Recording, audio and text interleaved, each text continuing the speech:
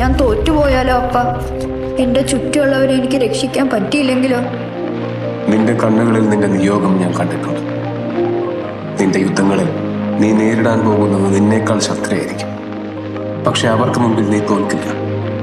അവരെ ജയിക്കാനുള്ള കരുത്ത് നിന്റെ ഉള്ളിൽ നിന്ന് വരും. കാരണം നിന്റെ ജയം ആഗ്രഹിക്കുന്ന കുറെ മനസ്സുകൾ ആ സമയം നിന്റെ ചുറ്റിനുണ്ടാകും.